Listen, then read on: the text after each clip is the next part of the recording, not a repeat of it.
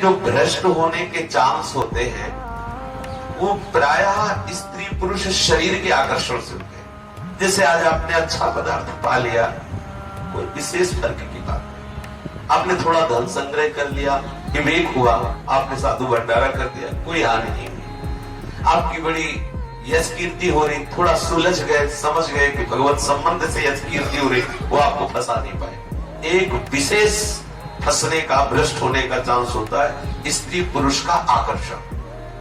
सत्य मानिए, भ्रमण करते हुए हमको ऐसे ऐसे उदाहरण मिले हैं, देखने को मिले हैं, संग से मिले हैं और नगद भी मिल रहे हैं।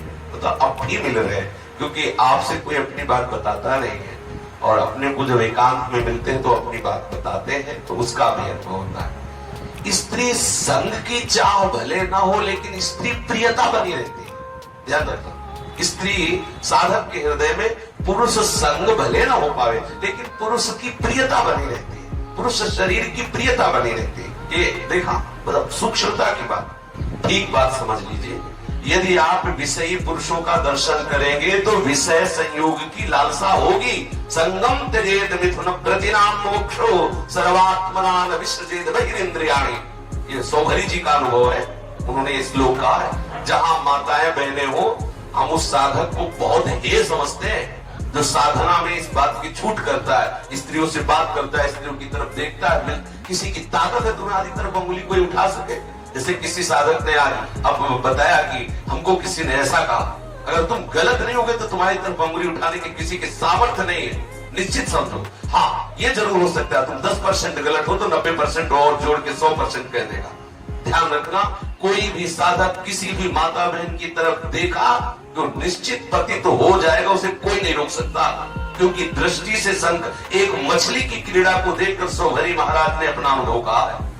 ये बिल्कुल साधक को सावधान रहने की जरूरत है, भ्रष्ट होने का चांस ही न दिया जाए।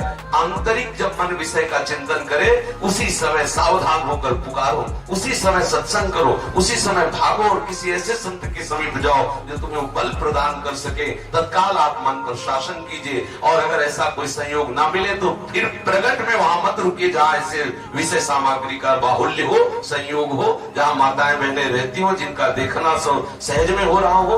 जहां ऐसे आश्रम में तो रहना ही नहीं चाहिए साधक को जहां माताएं बहनें सहन करती है और वही तुम्हारा बगल में कमरा। कभी नहीं होना चाहिए। भीख मांगे खाए, फुटपाथ में भरे पड़े, अपने जीवन को नष्ट न करें। बहुत कम समय है, हमने देखा है 70, 90 वर्ष की अवस्था में भी स्त्री प्रियता, पुरुष प्रियता बनी रहती है। मन बहुत बेईमान, थोड़ी देर के लिए आपको सिद्ध बना देगा, इसके बाद वो क्या दुर्दशा करेगा आप सोच भी नहीं सकते। जो परमार्थ से आगे बढ़ना चाहता है, परमार्थ में आगे बढ़ना चाहता है, उसको ठीक शास्त्र और सद्गुरु के अनुसार चलना चाहिए। दृष्टि को बचा के होश में, बहुत कीमती जन्म है, किस लिए? बहुत सावधानी। भ्रष्ट होने का निमंत्रण हम देते हैं, स्वयं देते हैं। अंदर से भोगों का संकल्प और बाहर से भोगी पुरुषों का सानिध्य। जरा महापुरुषों के वचनों पर ध्यान दें। संगम त्यजेत मिथुन प्रतिनाम मोक्षो। जो मोक्ष प्राप्त करना चाहता है उस मुमुक्षु को विषयी पुरुषों का कदापि संग, भूखे मर जाएंगे लेकिन विषयी पुरुषों का संग नहीं करेंगे। वहां हम नहीं बैठेंगे जहां स्त्रियों का स्पर्श प्राप्त हो, हम वहां नहीं बैठेंगे जहां उनके दर्शन में सुविधा हो। भले अलग एकांत बैठ जाओ, ऐसे बैठ जाओ, अपनी चेष्टाओं को देखो, कहीं कामुक चेष्टाएं तो नहीं है, कहीं ऐसा तो नहीं हमारे हृदय में स्त्री प्रीता या स्त्री साधक पुरुष प्रीता जागृत हो। वही काट दो जहां प्रीता प्रकट हो रही, आप स्वतंत्र हो जाएंगे। एक दिन ऐसा आएगा कि स्मरण ही खत्म हो जाएगी, चाहे माताएं बहनें आसपास बैठी रहे। जब भगवत भाव आ गया फिर कोई परास्त नहीं कर सकता है। पर सावधान, अंतिम श्वास तक साधक को सावधान रहना चाहिए। भ्रष्ट होने के चांस ही कहा है, भगवत बल है, हमें कौन परास्त कर सकता है? परास्त तभी हम होते हैं जब भगवत आज्ञा का उल्लंघन करते हैं। स्वयं भगवान कपिल देव जी कहते हैं कि पुरुष साधक स्त्री को साक्षात मूर्तिमान मृत्यु देखे। ऐसा शास्त्र उठा के देखिए, स्त्री साधक पुरुष को मूर्तिमान मृत्यु देखे कि अगर इसका संग हुआ तो हमारा भाव नष्ट हो जाएगा। ये क्यों? भगवान ने जब रचना की तो उसका सूत्र भी बता दिया कि आप ऐसे बचिए, आप इस मार्ग से चलिए। अब होना तो कुछ है नहीं, आप भौरे की तरह इधर उधर मंडराएंगे और दृष्टि डालेंगे तो भ्रष्ट नहीं होगे, होगी क्या? क्यों बात करो, क्या बात करनी है? क्यों देखो उधर, क्या देखना है? श्री जी को देखना है या ये सब देखना है, प्रपंच देखना है? भगवत मार्ग में काहे को आए? जब आए तो फिर सीधे चलो। देखो दिन तो वैसे ही कट रहे हैं, चाहे भोगों में काट लो चाहे प्रिया प्रीतम में काट लो, अंदर का कनेक्शन काट दो, चिदानंद रस में डूब जाओगे। बहुत बढ़िया समय है, आगे समय नहीं मिलेगा, भजन करने का नहीं मिलेगा, पक्का समझ लो। बार बार इसलिए करे, सब अन्न दूषित होता चला जा रहा है, संग दूषित होता चला जा रहा है, वातावरण दूषित होता चला जा रहा है। हम कैसे अपनी इंद्रियों को संयम में कर पाएंगे? जहां जितेंद्रियता, जहां सदाचार, पवित्र भोजन और इन सब के द्वारा भगवत भाव की प्राप्ति होती है, वो सब लक्षण में नहीं आ पा रहे। इसलिए सावधान रहे, कभी ऐसा संग भ्रष्ट होने के चांस ही नहीं है। चांस तभी होते हैं हम खुद बनाते हैं, हम खुद वो संयोग बनाते हैं जिससे हमारा पतन और हमारा नाश हो, और हम समझते हैं कि हमें मौज मस्ती करते रहे और प्रियालाल हमें दिल को यहाँ देखो नरक मिलेगा, नरक पक्का समझ लो। त्रिविधम नरकस्येदम द्वारम नाशनमात्मनः कामा क्रोधा तथा लोभा तस्मात् त्रयम् त्यजेत्। स्वयं श्री भगवान कह रहे ये तीन नरक के द्वार है, काम, क्रोध और लोभ।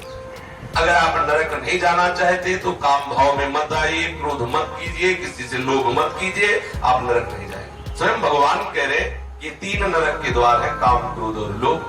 हम अपने मन को क्यों ऐसे चांस देते हैं जहां से हमारे मन में कामुकता जागृत हो? हम क्यों किसी की तरफ देखें, क्यों किसी से बात करें? हम वहां खड़े ही क्यों हो जहां हमारा मन हमें परेशान करे?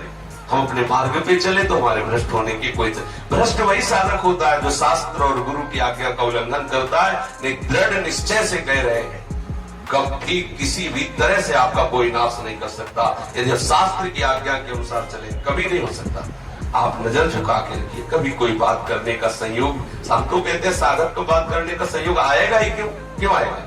हमारा केवल उद्देश्य है उधर पोषण तो गए, राधेश्याम बोला आप नीचे करके मधुकरी ले ली, रास्ता देखने के लिए नेत्र नीचे आए, ठाकुर दर्शन किए नीचे नेत्र किए, किसी की तरफ देखने नहीं तो रास्ता ही नहीं बचा। हम श्रवणेन्द्रिय को, नेत्रेंद्रिय को अपने शासन में रखे, कोई कामों को बात न सुने, कामों के दृश्य न देखे तो अंदर छोटी मोटी स्फुरणाएं हुई भगवत भजन से शांत हो जाती। हम सबके हृदय में उत्पन्न होती, ऐसा नहीं। जब तक भगवदाकार वृत्ति नहीं हो जाती तब तक ये विकार रहता ही है। पूर्व संस्कार जन्म जन्मांतरों के है, उनको हटाते रहना चाहिए। एक दिन ऐसा आता है हृदय एकदम शांत निर्मल, जब घर में खाने को मिलता है तो बाहर झूठी झूठी पत्तले चाटने की इच्छा नहीं होती। निज सुख बिन मन होई किथीरा, जब अपना मन परमात्मा सुख में, कहा मलमूत्र के शरीरों में कोई राग करेगा जिसको भगवत चरणारविंद का अनुराग प्राप्त है। खूब प्रवचन सुनो, आज्ञा का पालन न करो, चिंतन मनन न करो तो भ्रष्ट रखे हो। मिलो चाहे किसी से ना मिलो, समझ लो, मिलो चाहे ना मिलो, बाहर से ना मिलोगे तो अंदर से वो सब काम कर देगा जो उसको करना है। मन बहुत बलवान है, जरूरी थोड़ी कि तुम परस्पर विपरीत शरीर से मिलो, स्त्री या पुरुष मिलने की जो कोई जरूरत है, बिना मिले आपको भ्रष्ट कर देगा। बहुत बलवान मन है, हमें मन से ही ठीक कर लेना, अंदर ही अंदर सुधार कर लेना। साधना किस गुरु किस लिए बनाया जाता है, इस मार्ग में क्यों चला जाता है? हमें वो युक्ति चाहिए जिस युक्ति से हम मन को संभाल के परमा। अगर आप थोड़ी देर के लिए, जैसे हम किसी माता बहन की तरफ देख रहे हैं, मन कह रहा हम भगवत भाव से देख रहे हैं, लेकिन शास्त्र निषेध करता है एक बार अचानक दृष्टि चली जाए भगवत भाव कर लेना है वहां, लेकिन भगवत भाव से इनको देखना भी नहीं है। शास्त्र निषेध करता है स्त्री दर्शन, स्त्री संभाषण, एकांत में स्त्री के साथ हंसी मजाक, शास्त्र निषेध है भगवत स्वरूप, लेकिन हमें नहीं देखना। अचानक दृष्टि चली जाए तो हम इन पर भगवत भाव कर लेते हैं और इनको दोबारा नहीं देखते, क्योंकि शास्त्र की आज्ञा है। ऐसे स्त्री साधक को पुरुष के लिए भाव रखना चाहिए। तो भ्रष्ट होने के चांस तभी होते हैं जब हम कहीं ना कहीं शास्त्र और गुरु की आज्ञा का उल्लंघन करते, नहीं तो निश्चित समझो अब अहंकार वाली बात होगी। जीवन में कभी भर नेत्र से किसी माँ बहन की तरफ देखने का अवसर ही ठाकुर जी ने नहीं दिया। ऐसी बहनी वैसा रहा, और ऐसे हृदय में इतनी जलन रही है कि क्या देखे, किसकी तरफ देखे, हृदय की जलन ही नहीं बुझा पाए तो दूसरे की तरफ क्या देखे। ऐसी और 7-8 दिन रोटी नहीं मिली तो किसी की तरफ देखने का चांस क्या रहेगा। ये जो आज आप सुख सुविधाएं सब देख रहे हैं, ठाकुर जी की लीला है। शरीर रोगी है इसलिए थोड़ा ऐसा भी है, नहीं तो इतना वैराग्य से जीवन, किसी जब पेट ही जल रहा है भूख के मारे, ठीक अन्य नहीं को 3 दिन तो यही नहीं पाया इसी कुटिया में। जब भोजने नहीं जा रहा है, अपने आप आते भूख भूख चिल्ला रहे, अन्न नहीं चिल्ला रहे, तो किसकी तरफ देखेंगे? जब दही और दूध और रबड़ी और मलाई खा के निकलेंगे तब इधर उधर देखने की इच्छा होगी। अगर हम रूखा सूखा खाए, जिसका भोजन शुष्क उसका भजन सरस, और जिसका भोजन सरस उसका भजन नीरस। जिसका भजन नीरस होगा वही विषय वासनाओं का चिंतन करेगा, वही विषयों की तरफ चलेगा। एक बार भगवान के चरणारविंद में मन लग जाए, कहीं भी रखे कैसे भी रखे क्या फर्क पड़ता है। पर साधक को बहुत सावधान रहना। जो भ्रष्ट आचरण करते रहते हैं ना और समझते हैं हम बहुत ज्ञानी है, बहुत ये उपासना वो कर लो मनमानी, परिणाम जब आएगा तो अपने आप तुम्हें भोगना पड़ेगा। परिणाम की तरफ साधक परिणाम की तरफ देखता है, विषय प्रत्यक्ष अभी तत्काल सुख मिल रहा, परिणाम की तरफ अज्ञानी परिणाम की तरफ नहीं देखता। आपकी साधना में आपको क्या सुख मिला? श्री हरिवंश प्रमाण मनम, आपका मन ही आपका प्रमाण है।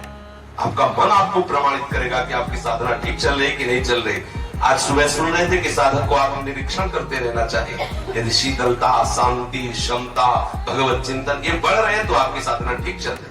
अगर विकार बढ़ रहा है तो आपके साधन में त्रुटि, आप उसको खोज लीजिए। सत्संग किस बात का होता है? सत्संग दर्पण है, आपको दिखाता है कि आपका चेहरा कहाँ दागी हो रहा है, अंतःकरण आपका कहाँ गलत हो रहा है, आप कौन से आचरण में गलत हो रहे हैं। अगर आप ठीक से चलेंगे तो भ्रष्ट होने के चांस है ही नहीं।